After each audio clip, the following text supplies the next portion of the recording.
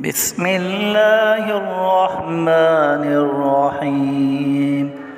قل أعوذ برب الفلق من شر ما خلق ومن شر غاسق إذا وقب ومن شر النفاثات في العقد ومن شر حاسد